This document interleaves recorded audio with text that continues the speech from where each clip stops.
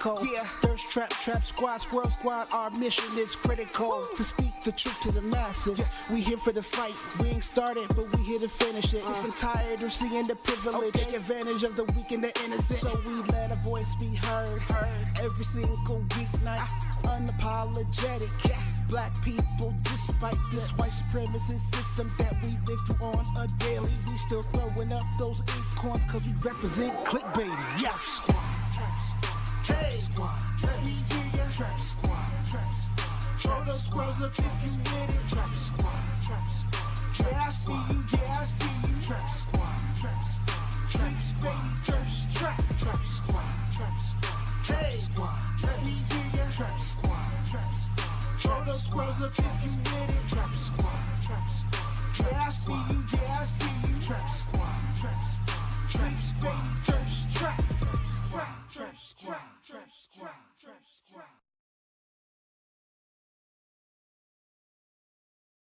The episode of Clickbaity Political Thirst Trap. I am one of your two dynamic duo of hosts, Marcus Farrell, and rocking with the best, one of the best in the planet, Mondale Robinson. How you doing, my brother? Well, boy, it's that time of the morning where I talk shit, laugh at people, piss other folk off. Yay, yay. Yay, yay. I'm on fire already this morning. There's some clown in the Clickbaity Cafe. Also, if you're not a member of the cafe, please join the cafe. If you're not subscribing or talking about our podcast, you're missing life. So please do that.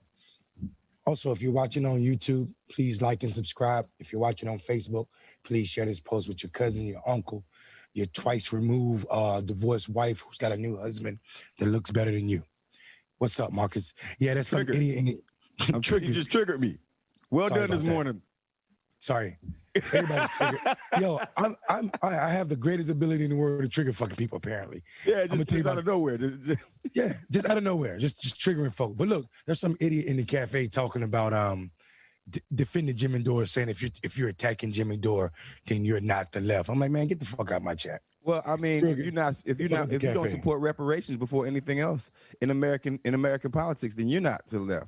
So let's talk about the lackluster effort of the Jimmy Dores of the world to center everything else except the most the one thing that America, the one reason that you're seeing any kind of changes in America. People don't admit this a lot. The one reason that you have Joe Biden as president and Ossoff and Warnock as senators and victories and the only reason why we got to deal with Sinema and Manchin is because black people got pissed off last summer. That's it. Now I don't know this man's politics, right? But these Joe Manchin, I mean these Jimmy Dore like stands. I'm not getting into that fight, like, because to be honest with you, like ain't nobody getting us free. So when arguing about Jimmy Dore, whether he's dope or he's horrible, gets us free, then I'll rock with it. But to that point, it's sort of like, man, stop wasting my time. You know what I mean? We got our own thing over here, the Clickbaity Cafe. And if you got a problem with us liking or disliking Jimmy Dore, you know what you can do. Because as far as we're concerned over here, we're about that black liberation over here. You dig what I'm saying? Like, Clickbaity ain't our space, including our Clickbaity Cafe, and a space where you can get to dictate who is progressive and who's not. Don't you go in that room doing that. Miss us with that. Miss us completely with that. Mondale, these folks think that they could just run everything, and this is sort of a thing about whiteness and power. You go to a black-ran channel, and you capping for Jimmy Dore. I don't care if you're black or white. Stop letting whiteness win. Start capping for, you know what? Matter of fact, he needs to change that statement. That statement needs to say, if you're not rocking with Clickbaity, then you are about white supremacy. How about that? How about that? I think for me it's a simple idea. Like I think these white people believe the internet is where motherfucking progressives live. That's not to say that there are no progressives on the internet, but you don't become progressive by being a fucking internet host. If your first fucking contribution to the so-called leftist movement is a fucking internet show and you ain't did shit, come on, bro. Like, really?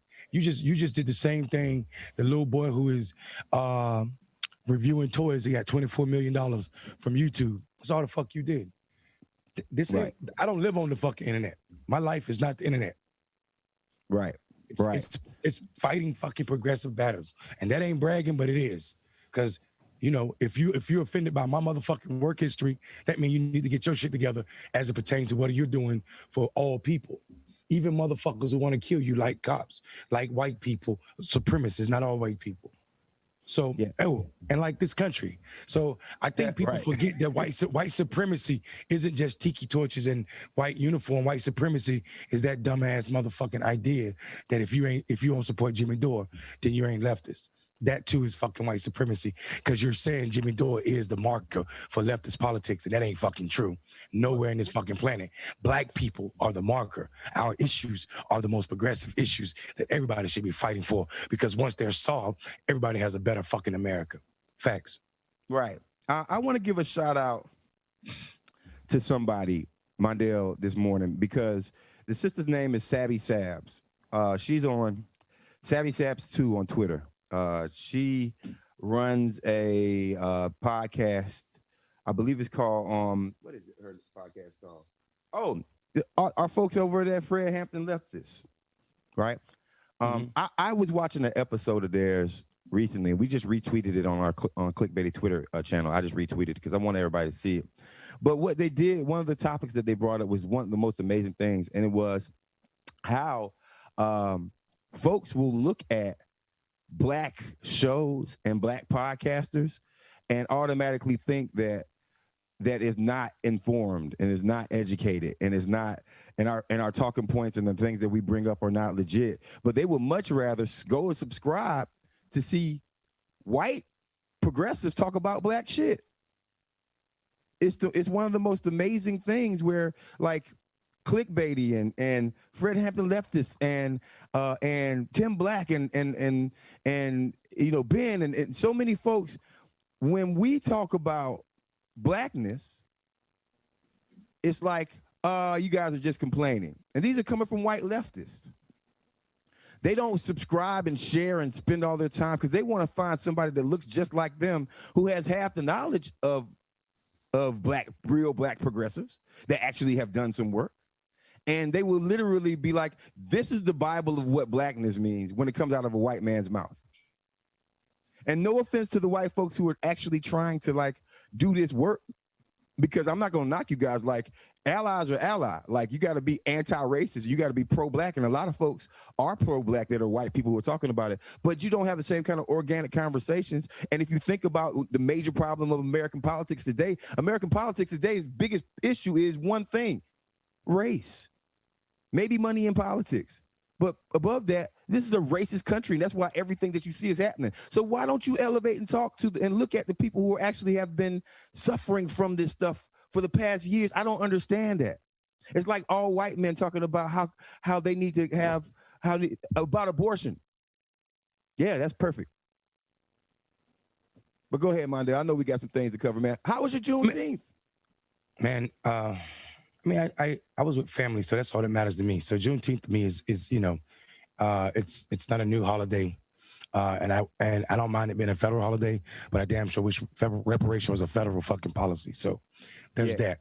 I'm gonna sit back and watch next year how many motherfucking white companies make so much money off of Juneteenth gear for other white people. So, you know. I mean, they're gonna have a Juneteenth. It is, man. I like I said, I want reparations underneath my Juneteenth tree. Like, we're gonna have a Festivus. It's gonna be a Festivus pole painted black, red, and green. That's what it's gonna be. It's gonna be a pole. They're gonna sell us. They're gonna try to sell us everything. In the back, I'm gonna talk about this, Mondale, because I echo your sentiments completely, bro. I'm happy that it was a holiday, but we've been celebrating this.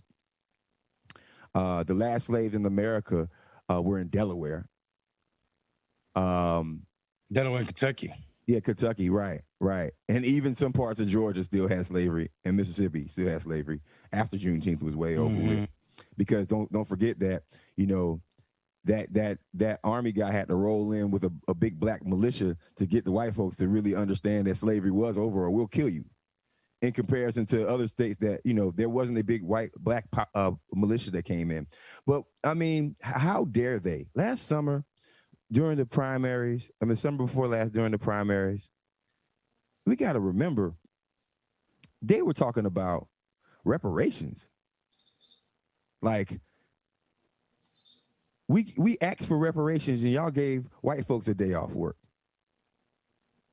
Now, and no offense to the white folks who are benefiting from Juneteenth, but that's the irony, right? Like, you guys want, you were talking about reparations and ending police brutality, and y'all gave everybody a day off work. That's what happened with Juneteenth, and I find that one of the worst things that we're going through. We're gonna get into some news, y'all. Yeah, man. Listen, I think we have a few topics, but I think they're all related. Talking about the voting right bill. I don't know if you guys know it. Today, the Senate is set to vote on for the People's Act. I am so disgusted at what's going to happen. We know the Republicans are set to block this. This to me is, if you see what's going on with the Republicans, it's the epitome, Marcus, of the bullshit that Mitch McConnell is able to do that Chuck Schumer don't have the fucking gall to do, as it pertains to how his entire caucus, talking about the Republican caucus, is going to vote against the Voter People's Act.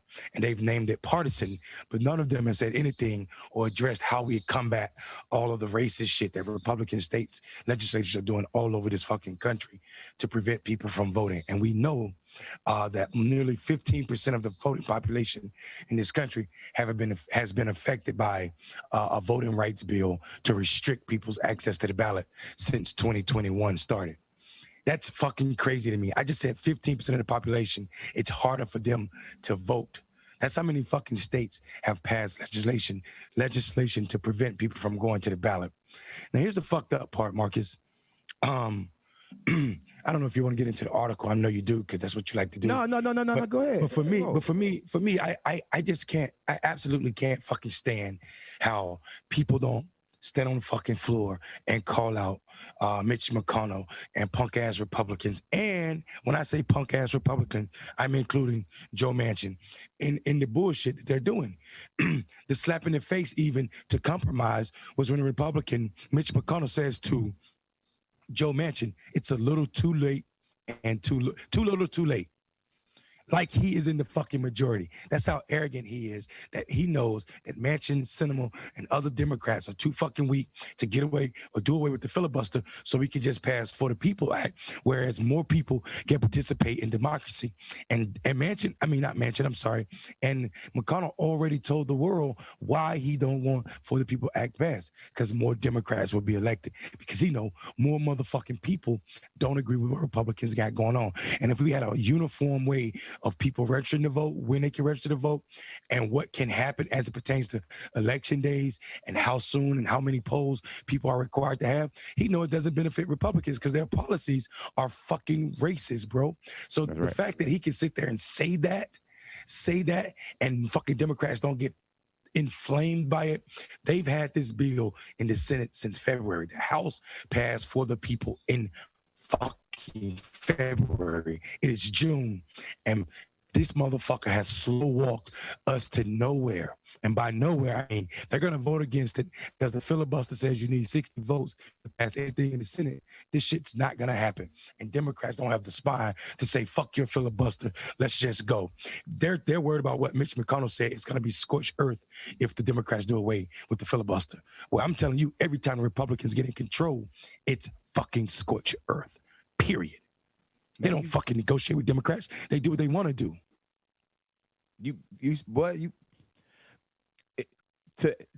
Furthermore, to add on to what you just said, what's ironic is I do think the ACA, the Affordable Care Act, Obamacare, was like not necessarily the strongest thing. I believe in Medicare for all, but it was a bill that was passed to try to help something. And the Supreme Court proved yesterday that when just because Republicans want to do something don't mean that they can go scorched earth. They've been trying their hardest to end anything that Obama did. They've been trying their hardest to end anything that helps out human beings for the past, I don't know how many ever years, right? But the Supreme Court yesterday shut them down and actually made ACA stronger. I'm adding that to your last statements because there is no physical proof that why Democrats should be weak besides one thing. Your cousins are white. You got to go to a white dinner. You got to go to a society, a debutante ball where there's Republicans there, and they're going to say, well, why'd you let all the black people vote? And you're afraid to defend yourself because you're afraid to defend the real Constitution and the Americanness, not the white Americanness, but the Americanness of democracy. Y'all are scared. Your peers are like, when your peers are racists, and it's your job to go to communities of color and get repeated votes, and you go back to your home state, whether that's Arizona or West Virginia, or even the people who won't hold these two accountable, right? I'm gonna go a step further. Like, I saw a picture of Trump's kid and Trump's descendant and Joe Biden's descendant hanging out in the Hamptons. It's a big party, and you ain't invited to it. It's a big. If you're actually wondering why Democrats have not held some of these Republicans and some of their own fellow Democrats accountable at the level they'll hold Bernie accountable, or the level that they'll hold a black elected official who does something wrong accountable, or at the level that so many other people get held accountable except white folks, then you are just missing the whole point, like intentionally. These people, these elected officials who don't hold folks accountable are just as accountable for messing up as Manchin and Sinema. And they don't do it because they are best friends. They have constituency meetings.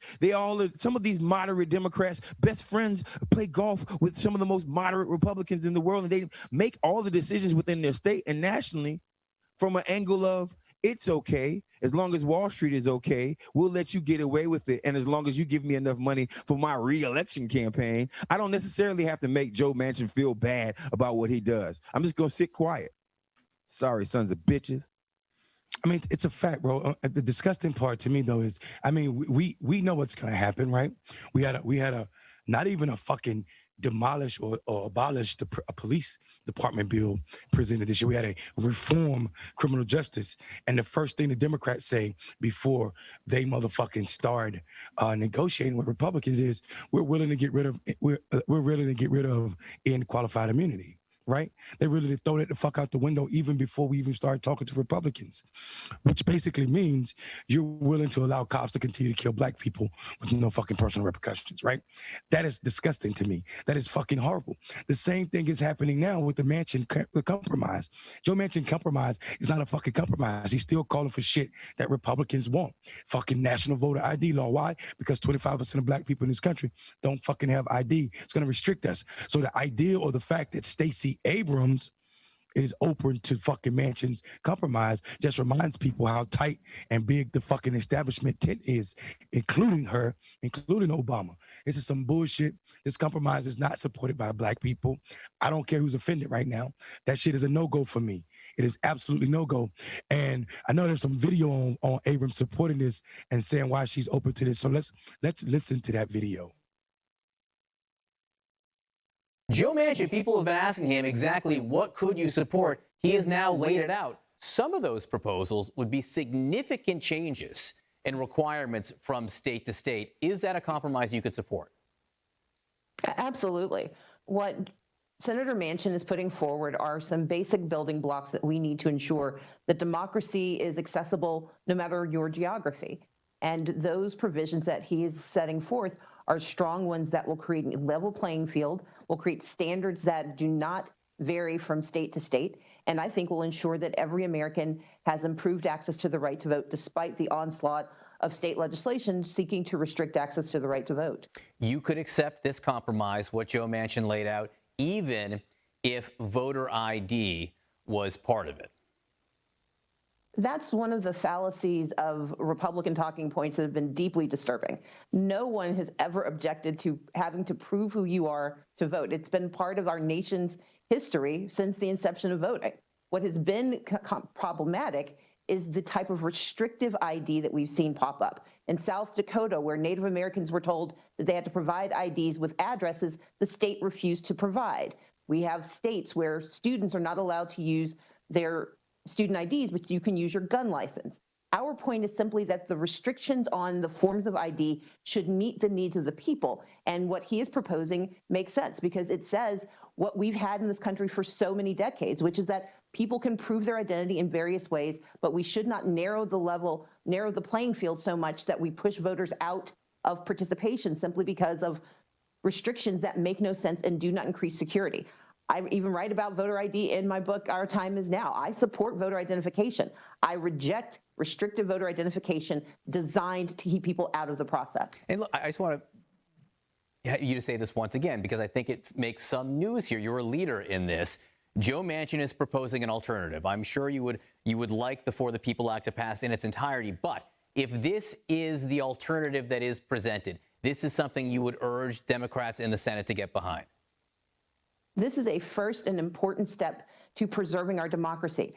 Unfortunately, we have been watching a slow motion onslaught where state after state we are seeing anti-voter legislation that seeks to criminalize and intimidate election workers, and voting laws that will subvert democracy by making certain that small coteries of people can overturn election results. Those should be untenable to any American. And if Joe Manchin and the U.S. senators who support this legislation are willing to come together on a compromise, then we will make progress. We will help to continue to ensure access to our democracy for as many Americans as possible, and that is always a native good.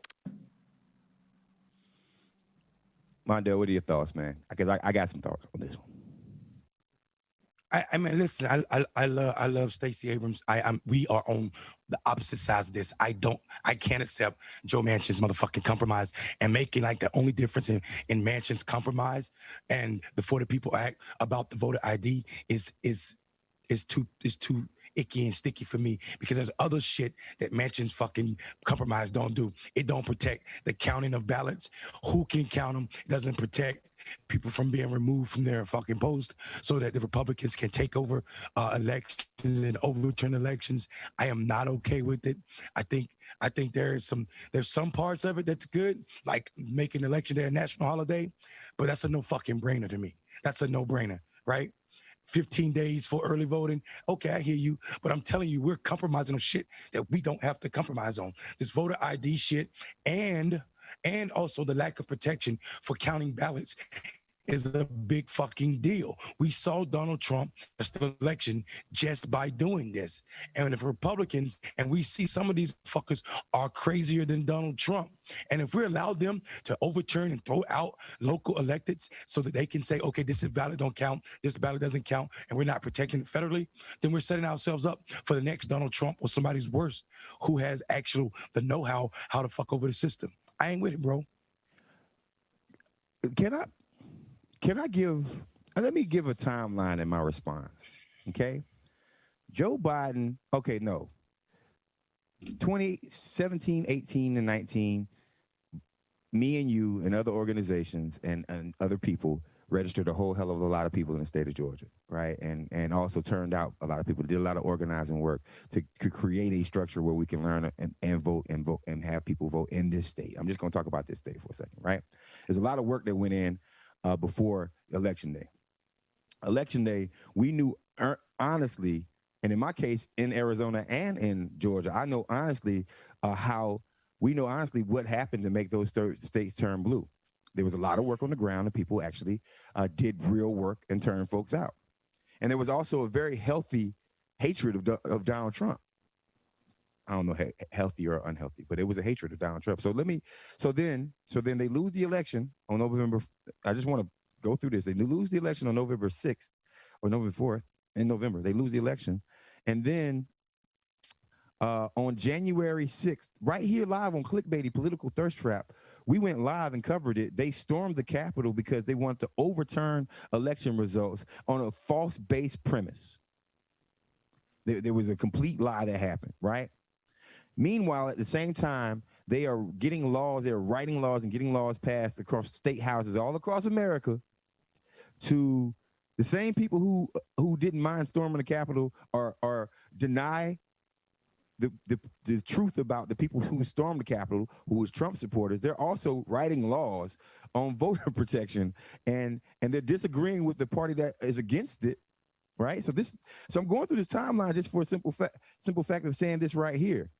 So now the Republicans are telling Joe Manchin and Sinema that they need to compromise, and Sinema and Joe Manchin are willing to compromise with a party that denies January 6th, right? And then here's the thing: the people that got the Democrats, the Senate, and the House are being neglected more than anyone else still this day. How do you compromise with a group of people who will deny a terrorist insurrection? How do you compromise? How do you allow their words to even enter your mind when it comes down to voting laws, when they support a terrorist insurrection that happened because they lost an election where voters were involved? Their opinion is null and void. Their opinion is not something that we can base in a reality of a real argument in American politics. So I disagree with Stacey on this level right here. I disagree with you because you're agreeing with Joe Manchin, who is agreeing with Republicans who are denying the election. Nothing that they say is true. Nothing that they say, any of their negotiating points at this point is just not true. It's all cap. It's all BS. And for them to get Joe Manchin to get and I don't care if it's the voting ID laws. I don't care if it's. We are centering whiteness and allowing toxic whiteness and also white supremacy fucking on, bro, to win. We are just allowing white supremacy to win, and when it doesn't deserve to win. Because January 6th happened, and the same people who support January 6th, the insurrection, the terrorist insurrection that happened at the Capitol, they're the same ones who are trying to write voter ID laws right now. You mean to tell me we take them seriously?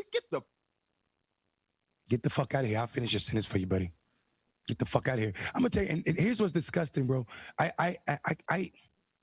This idea of compromise or bipartisanship is all about loyalty to the fucking Senate and whiteness. I don't give a fuck. I need the world to hear me. I don't give a fuck about bipartisanship. Bipartisanship has never bettered Black people's lives. Not mine, not my ancestors in the 60s, not those before them with the fucking ending of slavery. If we're waiting on bipartisanship to do anything other than maintain the status quo, we are living in a fucking fallacy. This is not how we move shit. Change, progressive change does not happen bipartisan. It barely happened with the fucking Democratic Party in general. We are obligated to pull these motherfuckers forward or fucking divorce ourselves from them. And what I mean by that is unelect all these motherfuckers and start scratch. So here's what I'm saying. Here's what the fuck I'm saying. Barack Obama, with your little fucking article in Guardian, we don't give a fuck what you think about. We don't give a fuck what you think about For the People's Act or Joe Manchin's, because Barack Obama too is a motherfucking fan of Joe Manchin's compromise, calling it a product of bipartisanship or whatever the fuck the words he used. I don't care, bro.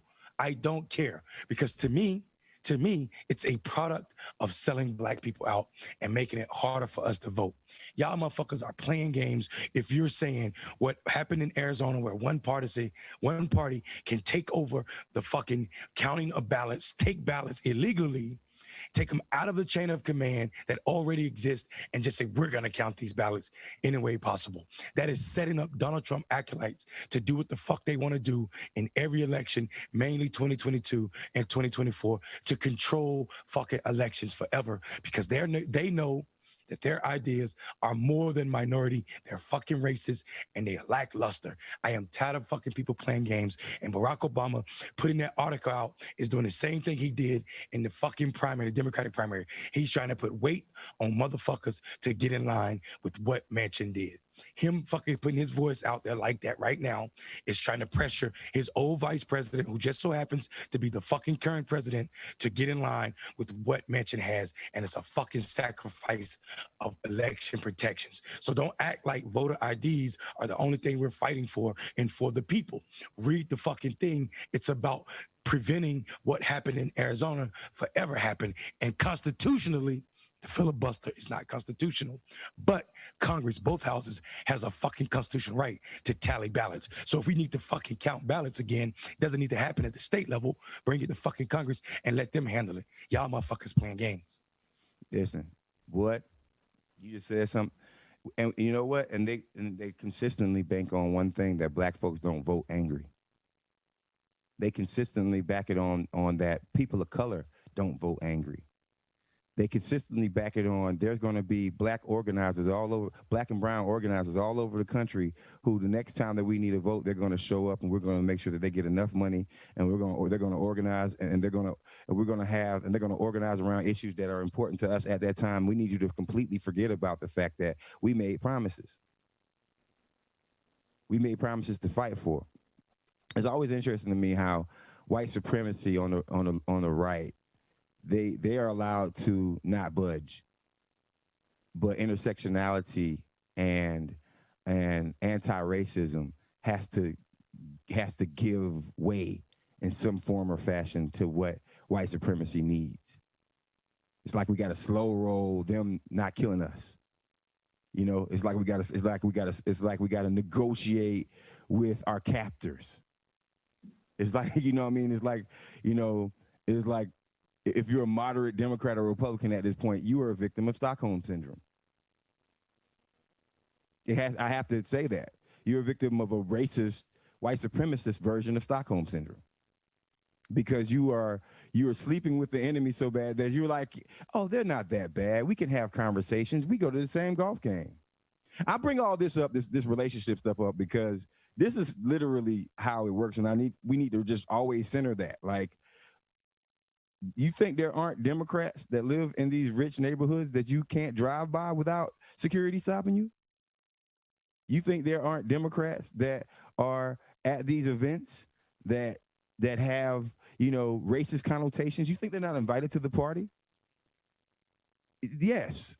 And that's where this negotiation process comes from. Now, we're not allowed to think like that. And the right has their proverbial,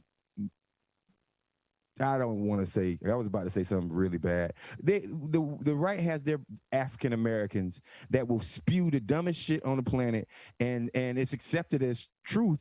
And then you got moderate Democrats who are pointing at what black folks from the Republican Party are saying, like, this is what we need. No, y'all are capping, man. It's a big ass cap, bro. And I'm sick of it. I'm sick of it too. Yeah, Marcus, I mean, I'm out here sweating, thinking about, I just got pissed off just because of the bullshit that we're passing as, or capping. Bipartisanship is a big fucking lie, almost bigger than, more dangerous than Donald Trump's lie, right? Like this idea that we need bipartisanship when we've seen Republicans in control don't give a fuck. We've seen Republicans say our only mission, our number one priority is to make a Democratic president a one-term president. That should be impeachable almost. Your number one priority aren't the people of your state, but to make this one president a one-term president. This president has served no days. When you said this, he had no days. You didn't know what his agenda was going to be. You didn't know what laws he was going to present. You didn't know if he was going to be a conservative, even if he was a Democrat or what. You know what I'm saying? So the idea that your number one priority is to make him a one-term president lets people know this is fucking partisanship. For the People Act is not partisan at all. It's not partisan at all. So if you guys are going to read something in The Guardian, read what the fuck I had to say, not what Barack Obama had to say in The Guardian. I feel like my shit is more exact and right about what's ailing black people. So fuck that shit. I'm tired of this idea that these people, Barack Obama, who can't even really turn out black people like some other folk, right? We know issues make black people go to the polls more than Barack Obama. This is why we saw black men participate in some primaries in Georgia and Kentucky this year more than they did for his punk ass. So, you know, he ain't the fucking kingmaker for black people. And just because he said so, don't mean it's so. Because I know most black people wouldn't have had no fucking beer summit with a racist white cop who tried to arrest a black professor going into his own fucking house. That wouldn't have been our answer. Our answer would have been, fuck you, racist cop. So Barack Obama's policies has a lot to do with how he was reared. And it wasn't like most of us, so fuck him. You know, you know, this is this dangerousness of the white moderate that has now officially turned over to the black moderate, as Dr. Martin Luther King Jr. pointed out. The dangers of the white moderates, and since y'all like to quote King all the time, we're still going through the dangerous version of the white moderate, even though it might be presented in African American vernacular and face. And let me just say this. The same person who said sloganeering about defunding the police, right? The same person. Yes, we can. Yeah, yes, yeah, we can. yeah. That same guy who created a whole ass alternative version of what black people should get and called it the 10, 20, 30 plan instead of the HR 40. Like, and HR 40 itself is watered down. But he even said, let's water it down even more. And this is what black people deserve to get. We're standing next to the president at this Juneteenth celebration, smiling and shining and stuff, right? And these guys are willing to compromise everything that, I mean, it's almost like it's almost like these guys are like, if somebody comes up with a good idea, it's like, yeah, let's have a dinner celebrating. Matter of fact, let's have Juneteenth. Let's make it a national holiday. And then these moderate brothers are like, wait. Whose idea was that? Wait. Whose idea was that? Was that a white man? Or was that one of these radical black people that's marching on the streets? Because if it's one of them, we gotta go against that. It's like no matter what happens, if it's for the fight of freedom, somebody wants to water it down and have a conversation with Republicans on some good old boy shit, and it gotta stop. Because nothing is changing for us. Yes, conversations being brought to the table are important, but a conversation about ending qualified immunity and ending qualified immunity are two different things, and it's the difference between me being alive or dead. There's no negotiation about qualified immunity. It's people who think they can get away with murder who are being held accountable. Simple. Very simple concept, right? Now the government has officially admitted that there was slavery in the past, enslavement in the past. That's right. Juneteenth might be the first time in American history where the government itself has admitted that there was enslavement of black people. They just did it on their own. They did it without us even asking for it, because we were asking for reparations because we already knew that. But now the federal government officially acknowledges that there was enslavement of black people. If you officially acknowledge something bad happened, then what's your next move, Mondale? King said it on April 13, 1963, just like you said, bro. Just like you said, moderate fucking white. And I think Marcus, I think you onto something, bro. We literally should start taping motherfucking black moderate's name to King's 1963 speech when he's talking about the same shit that we're suffering from right now. The idea of waiting, the idea of compromise with that fucking people, with that mentality that ideology is not just a fucking wait for us. It's the deferred justice that is so similar that we've never fucking had it.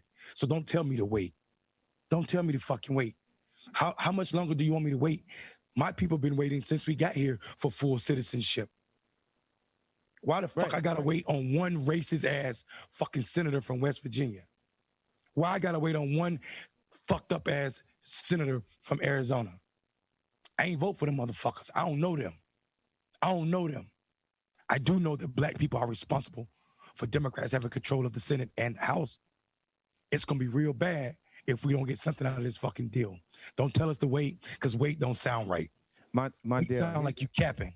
Wait sound like you're capping. Right. And the real thing you're saying is you ain't getting it. So be happy with Juneteenth. And I'm telling you, niggas is going to love that extra day off. Absolutely. But we ain't fucking stupid. We ain't stupid. Man, I got to say something to you. Because we spent a whole hell of a lot of time. I did. I went against my core fundamental roots and actually tried to get the fascists out and vote for all the Democrats. I had much less of a problem voting for the Democrats in the Georgia Senate race than I did for Biden, but I voted for Biden. But I mean, at some point, Mondale, something got to give. They can't keep coming back to the well. They can't keep coming back to my neighborhood. They just can't. They can't do that and then go serve us half-ass. Right? They can't do that. Like, I mean, we need a Senate that's pro-black. It's not good enough to not be a racist. You got to be an anti-racist. And that means that our elected officials who are in the Senate have to be anti-racist. If they were shamed and shunned from other white Democrats, they would move. If Joe Biden shamed Manchin and Sinema, just shamed them, not try to work with them to see what they want, because their constituencies don't want none of that shit. None of that shit. Their constituencies, this is a personal battle for power, and they're using black voters as their leverage. You know, fucking game.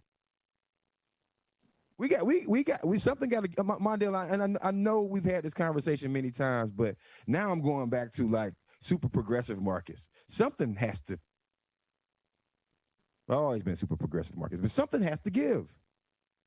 They can't keep doing this. Every 4 years, 3 years from now, they cannot come back to us like we're the only option when y'all haven't done a damn thing. Y'all gave us Juneteenth, man. Marcus. And a couple of court seats. Marcus, let me here's my motherfucking thing. Here's what's sad right now. Honest the squad and a few, a couple progressive senators that we know about, Warren, Merkley, Sanders. I mean, like the usual suspects, right? Minus those folk, Joe Biden might be the most fucking progressive Democrat in Washington right now, and that's disgusting. That's crazy. Let me say that again because it said my info was stable. Minus the squad.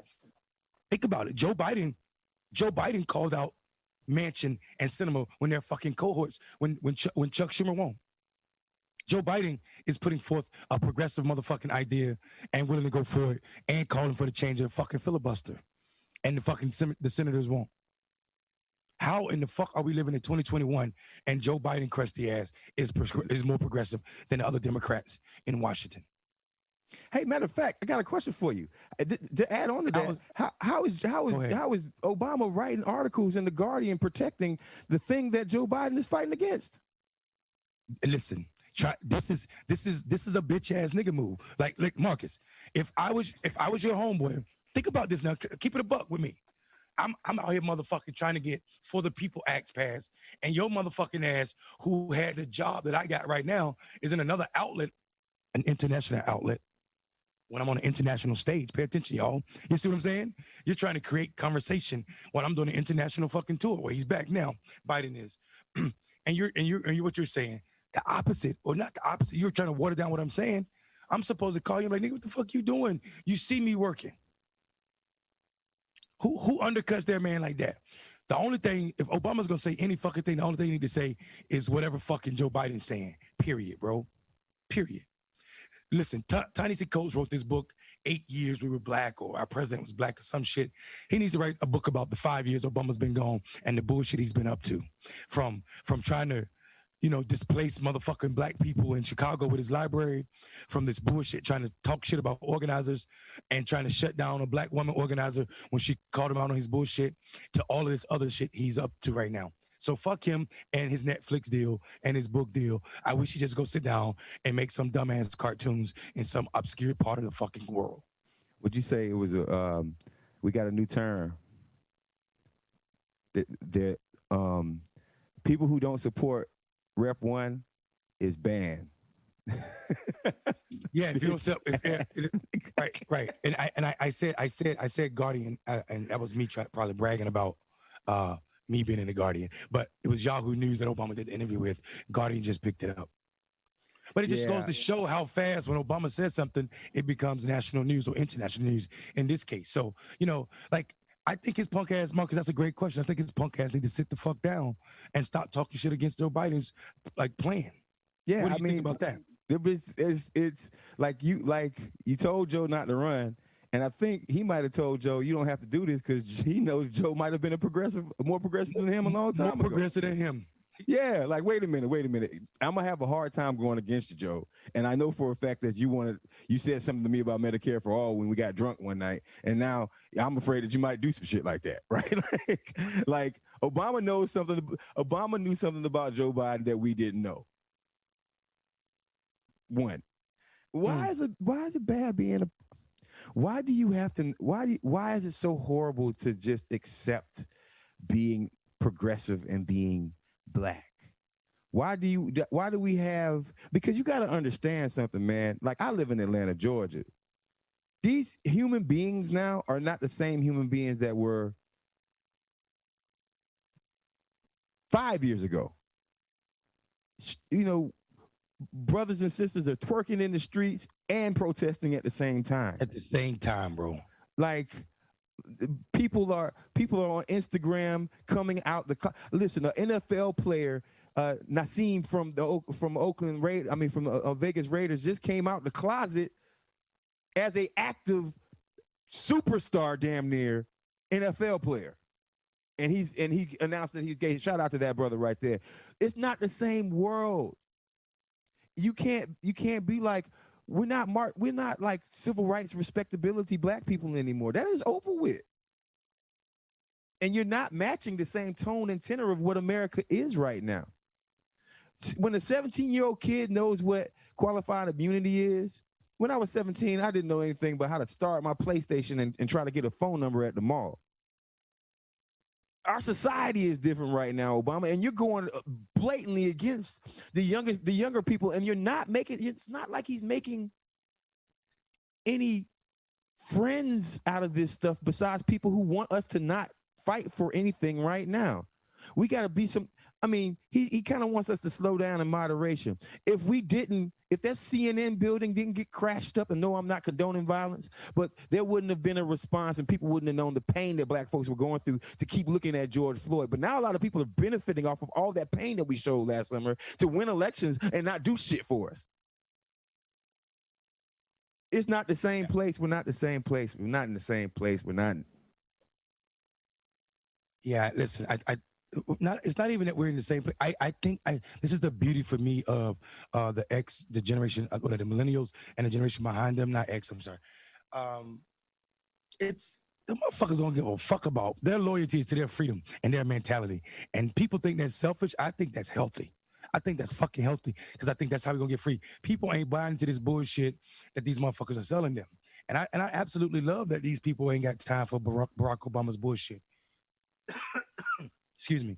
I think that this is more than about I think Dalio's comment on YouTube is a powerful comment that you remember Marcus, Barack Obama stopped the NBA from protesting. That Barack Obama and Michael Jordan got together and stopped the motherfuckers from protesting, the players, right? That is not just a critique of Obama because he stopped some rich athletes from going to play sports. It's a rejection of him and his understanding of what black coalition, and black people in power, of some iota of power, standing with people who are marginalized, people that are fucking feeling all the pain, the brunt of the pain. We know most likely most NBA players will never experience being killed by police officers.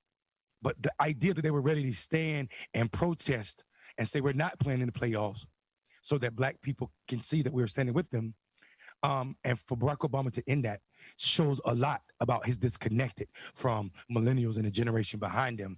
And I think these kids don't give a fuck about Barack Obama. They're going to move forward with what they want. And I call them kids, knowing that some of them are 1 year younger than me, 40 years old. So I'm not being disrespectful. No, man, hey, you talking about me, actually. You talking about somebody who's a year older than you, dude. Like, you talking about me. Like, I got the same mentality that it's funny. I got the same exact mentality that they do, and I don't know where it came from, and I don't know. I think there is a conversation about this zillennial age, where the folks who were born from 1978 to like 1983, right? Like, they are. Some of us are like still neoliberal and trying to play respectability politics, while the others of us are like the first generation of, man, fuck all this shit, burn it down. I mean, seriously, and I think part of it is, Barack Obama is part of a dying generation. And by dying, I mean this last folk who were raised by respectability baby boomers, right? These kids weren't raised by no fucking baby boomers. Definitely not white baby boomers. These kids was raised by motherfuckers they were raised by us. People from my generation raised this last generation, and they ain't give a fuck. Yeah, Now, no, respectability is not on the menu. Well, freedom is, and these right. motherfuckers this might be the generation to take it. Think about it. One thing, and I love my ancestors, love up my ancestors. So, but one thing that when they were in their prime, respectability Negroes damaged us. Follow what I'm saying to you. They turned our HBCUs into machines that created neoliberals. See me? Hold on. I'm not finished yet. They turned our HBCUs into like freedom fighting machines that they were in the 60s and 70s to neoliberal places where neoliberals were born and bred, and then we started the isolation of almost critical race theory and black freedom from like 84 to like 2008. Blackness at the HBCUs, if you were super supportive of blackness, you were called radical and radicalized, not a different thought process. When respectability folks were in their prime, they allowed crack to be in our neighborhoods and blamed the black people for it. When respectability Negroes had the power, and I'm talking about the black folks because don't get me wrong, white supremacy did a lot more to damage us than this, but we got to bring it up. When we talk about respectability, we're talking about a community that created the crime bill and then gaslighted us folks who watch this show like we did something wrong for calling it out. This is what they did in their prime. Respectability Negroes said stuff like, "Flim flam, don't tell Eddie Murphy you can't cuss as much as you possibly want to." Meanwhile, they were drugging women who were on their set. Respectability Negroes are full of it, and they have stopped the bluntness of our anger so many times. They have. Yeah, I agree. Listen, I hear you on that. I think people forget that HBCUs were created to be part of communities, and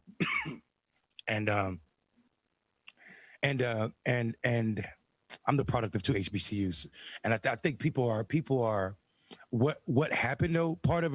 Some of it was when we became part of state school systems. Like, for instance, a lot of the HBCUs in North Carolina are part of the UNC school system, which means the dean or the people of the school don't really control it. You got to do what the Board of Regents of fucking Carolina's university system is saying. You know what I'm saying? So I mean, and I was blessed to be a product of Livingstone, which is ran by the deacons of my church, the MVZ church. And so we were able to do and say certain things that was not the case, like at A&T, for instance, where the fucking Board of Regents decided one year that they were going to get rid of the political science department. A thriving fucking department at A&T, a political science department that produced Jesse Jackson, right? He went to A&T, and it's absolutely fucking disgusting to hear that one of the largest HBCUs in the country, definitely the largest one in North Carolina, was losing its political science department because a group of white folk in Raleigh decided so. So that's what they do, bro. Yeah. And that's the level of control. Think about shit. We didn't even have to go back to when I was in college, and when that happened at A&T, we could talk about motherfucking what happened this year in Elizabeth City, North Carolina, a few months ago when the cops killed this brother who was driving away, shot up through the back of the window, shot him through the back of the head. Right. Mm-hmm. What the regents of UNC said, HBCU, Elizabeth City State, Elizabeth, right, had to allow cops to sleep in their dorms. So black people in the street protest because cops killed a black man.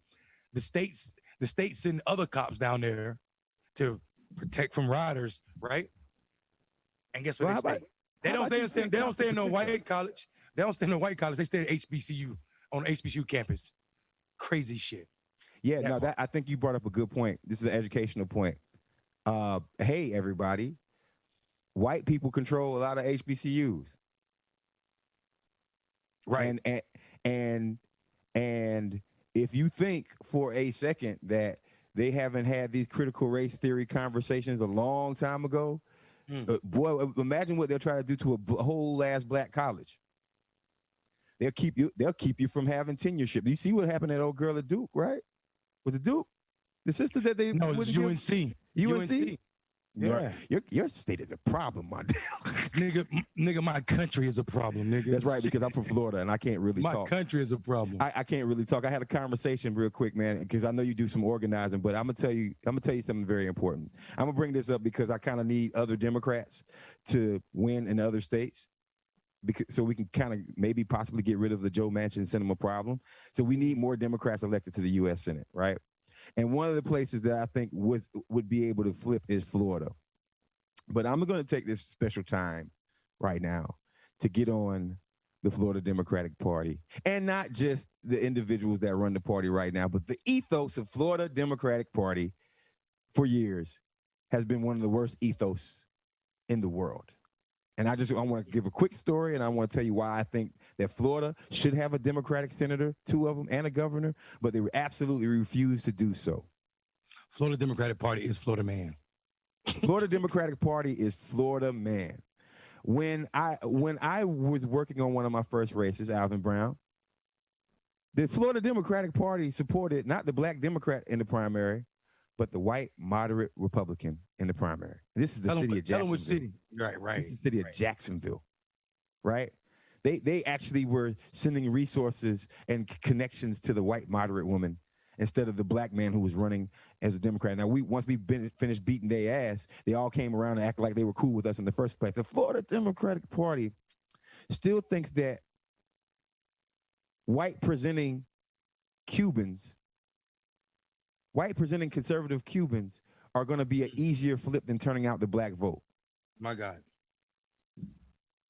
The Florida Democratic Party had an opportunity to engage every single Puerto Rican along the I-4 corridor with real policies that would impact them, because they all left the island to come up to Florida because of all the economic situations that were going on. Became now that they can vote, right? They are voters. Puerto Rican people are voters. They are American citizens. They come to Florida. They changed states to come to Florida. And the Democratic Party probably spent the smallest amount of resources organizing around those folks. The Florida Democratic Party has been problematic for a long time. And I want to bring that state up more than any other state, because I think Florida is the way that we flip it. I think South Carolina and Mississippi are up there, but I think Florida has the most potential. And we'll never, ever be able to see the potential, because there's an organic need to ignore black people and black voters in the state of Florida, and stay away from everything black in the state of Florida, stay away from everything that's non-Cuban Latinx in the state of Florida, and just focus on white folks and white presenting Cubans. That's what they've done for years, and that's why we keep getting our ass whooped. Well, I think also, Marcus, I think you're being nice to these motherfuckers because you're not calling out the root cause, right? Talk about how much the Democratic, not just the party, but its consulting class is making on keeping Florida a purple state, right? The idea that Florida is always on the cusp makes them always a ton of money flowing into that state politically. And I think if you don't believe that the consulting class recognize that they don't need to win to continue to get that money, then I think you're being naive. Not you, Marcus. I'm talking about you per se. So I also wanted to say that it's important when you were talking about the white Cubans, the white presenting the white Cubans in Miami. We need to say this.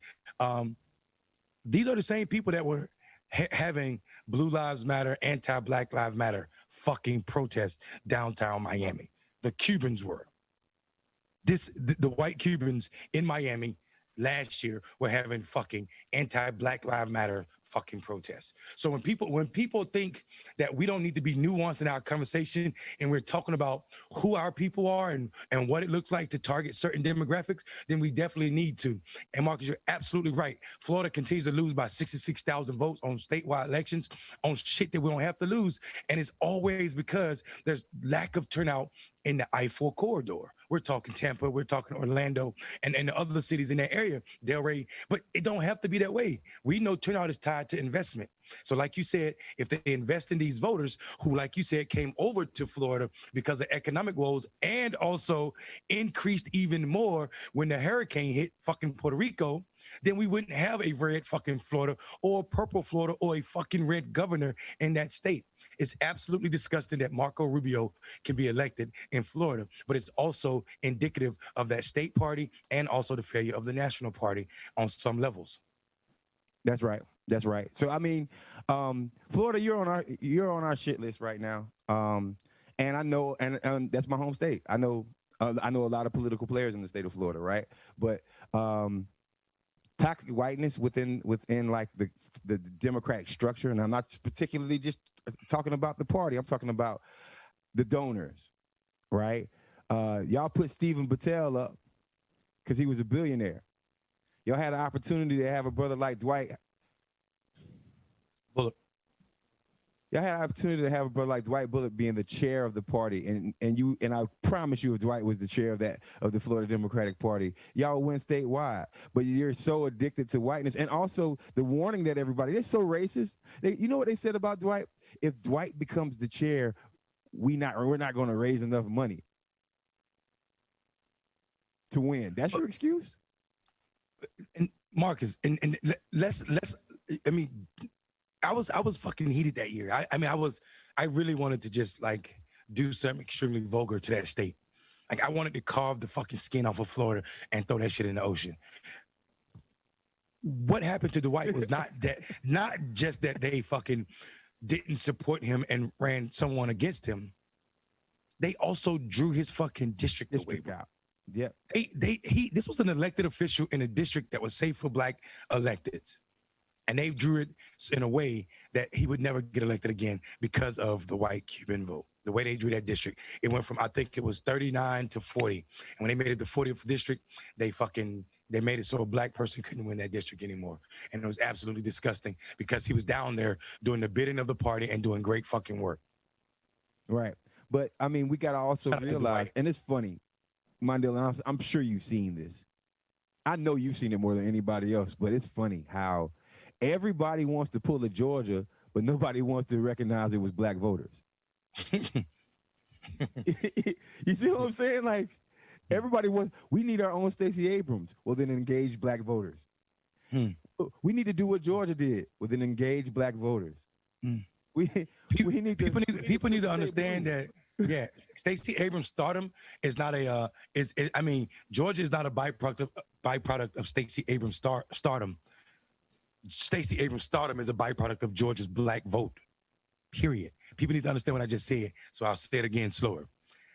Georgia isn't a byproduct of Stacey Abrams' stardom. Stacey Abrams' stardom is a byproduct of black Georgia vote. Please understand that. Please understand that. That ain't not on that sister. It's just putting shit in perspective. The superstar, the amazing shit is organized black people and how we turn the fuck out. That's the amazing guy, Mondale, brother. We could take that and we could say, look at for years how the DNC treated Mississippi. Man. Like we and guys in America, Trap Squad, Squirrel Gang, we're going through this on purpose. I'm doing this morning on purpose. The reason why is because I want to tell you how Sinema and Manchin win. Let me tell you how Republicans win. Our decision makers let them win. If you think Republicans can out-organize Democrats, you're crazy as hell. They can't. They don't even do field work. Yeah, it's a choice that is made from Democratic money people to keep us from winning states like Mississippi. You mean to tell me, Tom Perez, bro, you didn't have a whole ass. The DNC headquarters should have been in Jackson for years, right? So what happened in Georgia could have happened in Mississippi a long time ago. But the engagement is not there. The willingness is not there because they don't see money. They don't trust black voters, but we have to trust them. Right. You know? South Carolina the same way. Absolutely, Liu Kang. South Carolina, same exact way. Right? They only engage South Carolina, and they don't do it on a statewide level. They do it on a primary level. They only engage South Carolina so other campaigns can engage South Carolina. You don't see much organizing nationally in South Carolina after. And you're wondering, because I'm bringing these states up because these are black states, man, that can have people of color, can have black folks as senators, as governors, but the resources aren't there. Lord knows I hope Jamie is going to change that process, at least for his own state. I don't know how much power Jamie has, but Lord knows I want that to happen. Anyway. Hey, Eric, Dwight Bullard. He's Dwight Bullard. He was a state rep. Dwight Bullard, state senator. He's state senator. He was a state senator for the 39th. The 39th district, which is no longer a district. His district has been redrawn courtesy of his own fucking sellout party. And now it's represented by a white presenting Cuban. And he's been on this show before. So yeah, he's been on the show. He did one of our parties with us. Yeah, I think it was New Year's, maybe New Year's or election night one year. Yeah. Also, listen, it's bro. I mean, to me, Florida policy or party politics is absolutely indicative of what happens when the national party try to pretend that it has nothing to do with what's going on the state level, and they see all the corruption that's happening, all the bullshit that's happening, all the racism that exists within its party structure. So to try to pretend that you don't see what's happening at the state level is also indicative of how they govern at the national level, when we see Democrats sitting back letting Manchin have so much control instead of motherfucking no Democrats. Manchin should walk in the cafeteria or anywhere where they're eating at, and everybody should get up from the fucking table and look at him when they're walking away. Nobody should want to be around him. He should stink right now. Him and Sinema should stink in D.C. Nobody should fuck with them. But that's not the case. They still consider him to be one of their fucking allies. He's not an ally right now. He's doing disservice to what we need to get done if we are to continue to have a majority in 2022 and definitely win the presidency. I mean, like, these fucking Republicans that support Donald Trump already got other ideas. They're starting to use, this is what they're going to do in 2022 to use Donald Trump's name. Some people didn't know that you don't have to be a member of Congress to be the Speaker of the House. Right? They're already saying if the Republican wins the majority again, Donald Trump's going to be the Speaker of the House. And people say, oh, that's strange. But if 70 million motherfuckers go out and vote saying that we will give you your majority back, Republicans, if you make Donald Trump the Speaker of the House, you better know that's a fucking possibility. Oh, so that might happen. I'm telling you, these people, and that shit is constitutional. You don't have to be a fucking member of the House to do it. Marjorie Taylor is not one of 340 million. She's one of 70 million, which is damn near 50% of the voting population in this fucking country. Aren't you happy that Warnock is a pastor? Because if I was Warnock, I would go up to Manchin and tell him politely, man, I slap the taste out of your mouth if you don't start acting right. If I was Warnock, I'll do that just because I am a pastor. I'll get your ass right. Jesus flipped over the money tables. That's right. Good point. Come on. Good point. Somebody indignation is biblical. Somebody needs to verbally like get after him on some real street like hood or little gangster. Somebody got to be a gangster, man, because it seems like everybody's like soft as hell. Ooh, we're scared of Manchin, and then he gets to put forward a proposal. Like, this guy single-handedly made himself powerful, and we didn't vote for that. Right. Joe Manchin, not black people. Joe Manchin is about to don't forget that there was black people working on For the People Act in motherfucking the House. So these people duly elected by many black folk, don't get to say what's necessary for their fucking people, for black people. White guy from West Virginia. We also don't ever make them accountable. Our people, the CBC, doesn't make them accountable, right? Like, I mean, I'm not like, you'll get mad at Cori Bush and Ilhan, but you won't get mad at Sinema the way y'all bring that fire towards our people, right? Like, no, wait a minute, pause, stop for a second. The CBC, I'm pretty sure if the CBC said Joe Manchin is allowing racists to win, and every single black Democratic congressperson signs on to that, he'll move a little bit. Indeed. But there's one donor on one company who who is a friend with Black Representative X and also Joe Manchin, and they're like, you better not say anything. There's no reason to say anything, and we'll make sure that you get X amount of money because we're going to get something in a earmark that is going to give our company $100 million. This is how it works, guys. This is how it works. I think that's part of it. You're talking about the minutia of fucking Washington, D.C. I'm cool with that. But we also can't discount the fact that America has a serious tolerance for Black pain. America don't give a fuck how much Black people are hurting. And we need to factor that in. If some shit happened, or if white people start screaming about a problem, it's addressed immediately. Oh God. We've been streaming about police killing Black people since they were slave catchers, snatching up free people. Right? Right. 12 Years a Slave was not just a goddamn movie. That was somebody's fucking lived experience. Right. Somebody's lived experience. A lot of people. And it wasn't as nice as the fucking movie made it look. Right? So there's that. Also, I mean, going back to King's speech, you invoked King this morning, Marcus. King said in that same speech where he was talking about the Marty Whites, he said police brutality.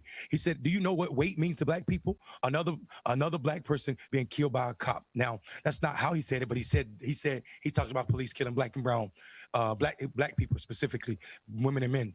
So I'm just so fucking tired of people and this idea that we need to be fucking dealing with this type of politics and politicians. I say fuck all of them. That operate in that manner. And if we catch somebody not saying something because money interests told them to, that person should be ostracized from our movement. And by movement, I mean, even if they're elected officials, we need to get rid of them, whatever district they're in. Mondale, that shit is not okay where money is moving you. You would not do shit. Mondale, and the cap is they try to make us out to be crazy because y'all ain't doing what y'all supposed to do. But they make progressives out to be like, oh, they're the bad guy. I mean, it's a shame at this point that progressive and automatically goes to Marxism, and progressive automatically goes to like the most hated words and communism, and it's sort of like, but we are okay with capitalism. We're okay with saying that word. We're okay with saying being a conservative. How come conservatism and moderation is not equated to the death of Black people? Because that's the narrative that we need to make. I mean, it's shit for me. It's my lived experience, and anybody that don't see it that way is absolutely nuts, man. Listen, Marcus, before we get off the air, I want to take time to thank the 180 people that are currently watching us on all platforms. Thank y'all so much. But please know that we are not just on social media. We're also wherever you get your podcast. Please like and also rate us on wherever you get your podcasts. You could take us around in your pockets. We could take us to work so you can piss off your coworkers. I know some of y'all are back in the office. It is great to have Clickbaity in your office. Also, Marcus, tell people where they can find you at, bro. Marcus for America on Instagram and Twitter. Marcus Farrell on Facebook. And please do me a favor and go over and onto Instagram and look up Restorative Roots. That is my cannabis company. Please go over there and like us, like our and you can follow us on Twitter also. And the last thing is Clickbaity Political Thirst Trap is that jam. I will be launching a cannabis podcast very soon here in the future. And then when I do that, I'll let everybody know. And with that being said, like, let's rock and roll, Mondale. This is I like being back, man. I like being back, but it feels good. It feels good seeing my people, seeing motherfucking Luke Kane talk his shit, seeing motherfucking DOD out there. I love it. I see Maria on Facebook. My Uncle Morris is watching on Facebook and YouTube. Y'all know y'all the best. But yeah, man, I love it.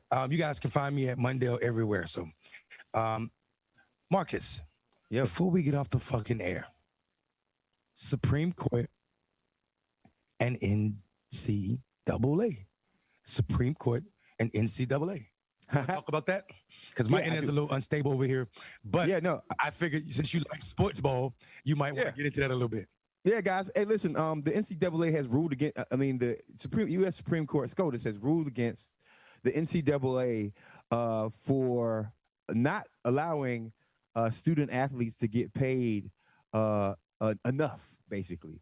And it is the biggest loss so far for the NCAA. The NCAA's current model is akin to prison labor. It's akin to kids across the country, people across the country who are making millions and millions and millions of dollars for their sports programs to not be fairly compensated in the same way. If you're an NCAA student athlete, and before yesterday, if you wanted to intern for the Lakers or intern for a doctor's office, they would cap the amount of money that you make, even though that doctor, who might be an alumni person or might work for the university, knows that this your namesake has made that university billions of dollars. And we could talk about student athletes of the past. Ed O'Bannon is probably the most famous one. He used to be a power forward or a small forward for UCLA. He's the reason why the NCAA football game is not made on Madden anymore. And the reason why is because you were using these people's likeness on a multi-billion-dollar game, and you're not allowing them to make any money off of it. So you have Chris Webber situations where you just beat the #1 team in the country, but you got to walk home because you can't afford a car. You got to borrow money because you can't get a hamburger, but you walk by your jersey that's selling for $100 in the store that's on campus. Yep. Did I get that right? Say it. Hold on. Say it again about the hamburger part. People need to understand that. That's okay. Listen. And also the walking home part, because that's not a fucking fictitious story that happened. Yeah, so Chris Webber just got finished beating. He was a part of the Fab Five, and shout out to him and Jalen Rose for finally getting their beef back on point, because they were hating each other for years, and now they just got back together. Chris Webber was a part of one of the most elite basketball teams ever comprised, the Fab Five, right? This is 92, 93, I forget. Yeah. But and his bookie says after one of his games, he could not afford. He didn't have any money in his pocket. He could not afford a hamburger from McDonald's that he walked past because he had to walk because he couldn't even afford a car. Now, this is the most famous basketball player in the country at the time, and he couldn't afford a car or a hamburger. And then his last stop before his dormitory, he got to walk past the student union, which had his #4 jersey in the front, selling for $100. So the NCAA has been, and the NCAA's model of business has been that for years. So when a kid tells me, when I hear a kid say, "I'm going pro," like the Ball son, hey man, I think the Ball family is one of the smartest families that ever. I love that family, boy. Yeah, they're the smartest family on the planet. Like, I'm not sending this kid. None of my kids are going to any college. The oldest one went to UCLA, but ever since then they both left and played overseas, and now he got 2 young players in the league right now that are making multiple millions of dollars. And the youngest one, Lonzo, he's been making money since he graduated from high school. No, actually, as a matter of fact, he didn't graduate from regular high school. He left. He didn't even finish high school. He left. He went to play in Europe. And now he's making millions, and he started making hundreds of thousands of dollars over there. And he's always been getting paid. But what's the point of going to and I love my college sports teams. Florida State, FAMU, you know what I mean? Like, I love watching them play, but I also know that the model is really messed up. You have poor kids who come from poor communities who don't have rich parents, literally blood, sweat, and tears, and not getting paid enough money. So the United States Supreme Court actually did something about that in a small fashion. Watch out and keep your eye on this whole story, because I think that this is going to be one that that you're going to start seeing a lot of changes locally if you're following any college sports, or if your kids are a part of a high school kid. Like, your kid might actually get paid for that skill that y'all have been honing together. Yeah, so a couple things. First, let me address for this. Mr. KDW1 says, why can't there be a finance class for college students, college athletes? First of all, most college athletes don't need a finance class. They need finances. Shit, College athletes, most of them won't go to a professional. They won't go to the NBA. They won't go to the NFL. Most of them are going to their regular lives, and people forget about them. And their injuries that they got in college will be theirs to deal with. So first of all, talking about people needing finances when they don't even have finance. What is the need to teach Chris Webber, who was poor, without money enough to buy food or a car, about finances when he didn't have them? They need the finances first. That's first. Secondly, the Supreme Court, Marcus, you're right. I'm glad you added at the end of your speech about it being a little victory for the athletes, because they still can't get, the Supreme Court still didn't say they can get paid outright. They can get paid associated with education. So that means more scholarships, et cetera, et cetera, et cetera. I'm waiting, though, because I think they left open a door where people can say, because I heard some of them saying that, people have the right to be paid for a fair market wage for their labor. And I think that is going to be the root for another lawsuit from the athletes against these schools. I'm super excited, man, about people getting paid. For me, especially when I saw them block people from going straight from high school to the NBA, I was disgusted. Those are like the NBA and the NCAA should have nothing to do with each other. They're two different businesses. You can't tell me that that's a qualification for me to get to a professional sport. If I make the team, I make the team. If my skills say I should be in the NBA, I should be in the NBA. And it's also funny that they only did it for the NBA and the NFL, the two sports that pay for all other college sports, and also the two blackest sports. They didn't do it for golf. They didn't do it for golf players. They didn't do it for baseball. They didn't do it. They didn't do it for hockey. They didn't do it for any other sports except for basketball and football. So I'm super excited about people getting paid. This is directly linked to Black people being starved and their names being used to benefit white institutions and not them. So yeah, it is a victory. Last thing, man, because I know we got to go, but last thing, I got to say this. Shout out to Sister Sha'Carri Richardson. Sha'Carri Richardson, the track and field star with Let's go to Tokyo, baby. Let's go to Tokyo, baby. Beautiful orange, blonde, green, whatever hair, dark-skinned sister that is cocky as all outdoors. She's the fastest woman. She's amazing. She's the fastest woman in the world. And if you're that fast, you can actually act like you are that fast. And she is that fast. Shout out to her. If you got a problem with her, y'all can like listen, as a black man, as black men, we gonna start stepping up when y'all start this drama about our sister. I swear for God, you keep a name out your mouth unless it's positive. That's all I'm gonna say. Hey, Marcus, my sister was like bragging about her fingernails last night. Like, you should see her fingernails, they long as hell.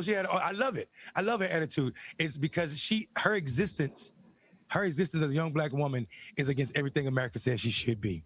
And yet and still she'll survive. And she's surviving amazingly. Speaking of, and I know you said the last thing, but before we go, we would be remiss if we didn't say this. Angie Nixon got married. Congratulations. Yeah. The brother who married Angie Nixon. Boy, your ass. Boy, get in line, boy. Angie Nixon is a state rep in Jacksonville, Florida. She's worked with we both worked with her before, and she's doing the Lord's work. She got married on Juneteenth, Marcus. So shout out to Angie Nixon. Shout out to her new husband. Congratulations. I love it. Yeah, I wanna actually say she's my favorite state representative. Oh, she's one of my top favorite state representatives, but Angie has been a friend. We worked together on that same race in 2011 to get Alvin Brown elected. I worked for her. She worked for me. Her husband is great. I'm sorry that I didn't see y'all when y'all saw me bumping my music on Jacksonville Beach last year, but I love you anyway. Congratulations, sister. You are someone who is forever in my heart, and I appreciate you and your whole family and your new husband. And also clarification, yes, Sha'Carri is not the fastest in the world. She is the fastest in America right now, but we coming for that ass at the Olympics, so it doesn't really matter. And with that being said, Whoever said that, I'm taking bets that she will be the fastest in the world. So right. if you said that, DM me and I'll take the bet. You name the bet, I'll take it. I'm betting on Richardson. I bet on Black, baby. All right, Marcus, it's been wonderful. Yeah, with that, Thank y'all peace so out, much. man. See y'all Thursday. And if y'all missed the whole show, don't trip. You know it'll be back on at lunchtime. You can have us with your lunch just like you did with your breakfast. Peace. We out. Dwayne, Tunde, run that music. Trap squad, trap squad, trap squad, trap squad.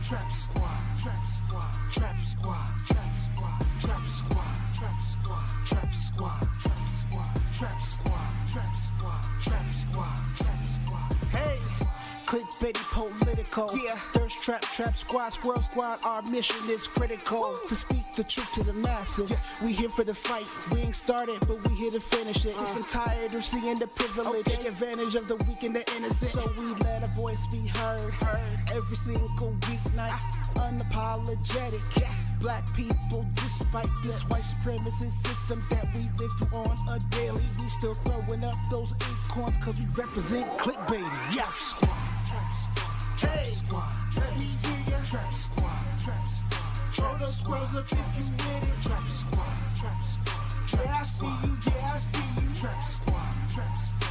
Trap squad, trap squad, trap squad. Trap squad, let me hear ya. Trap squad, trap squad.